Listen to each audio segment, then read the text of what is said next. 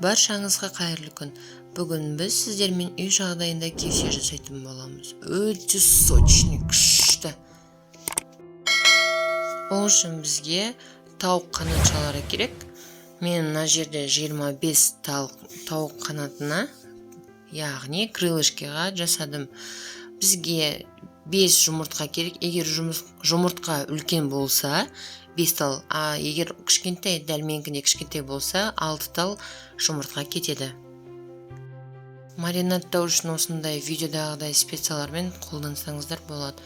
Қара бұрыш, паприка, ащылау болсын десеңіз қызыл бұрыш салсаңыз да болады. Мен мынау тауық қанатшаларының для окорочков деген универсальный приправаны қостым. Бұның ішінде бүкілі бар. Но соңында да приправаларды да қосқан болатынмын.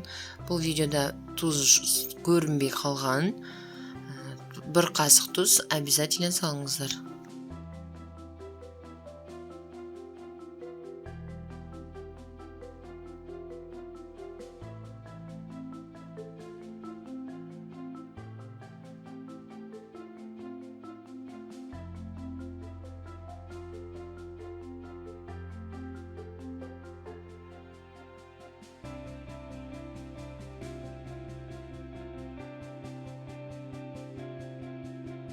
Осылай маринадталған тауық қанатшаларын жұмыртқаның суына осылай батырып қоямыз.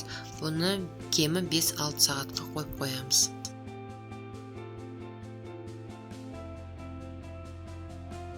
Кемі 5-6 сағат менде мариновкада тұрды.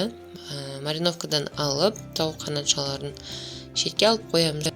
Содан соң тегештің ішіндегі қалған мариновкаға біз клеер жасайтын боламыз.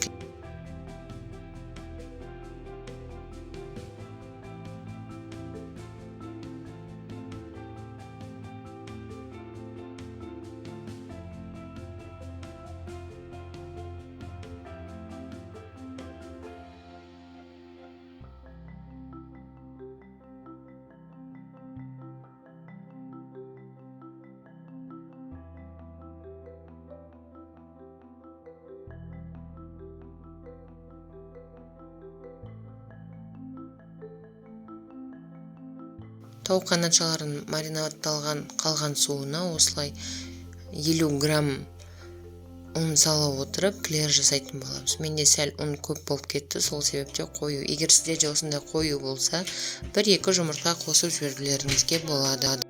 Менде осындай қою консистенция болды. Одан кейін мен тағы да артынан 1 жұмыртқа қостым. Бұдан да сұйықтау болу керек.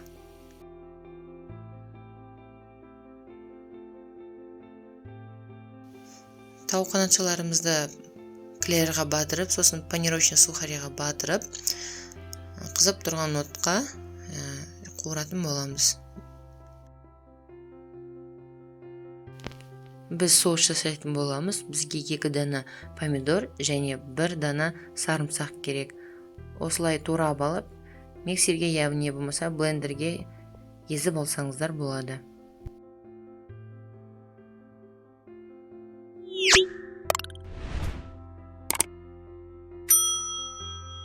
Сіздермен бірге болған Омида.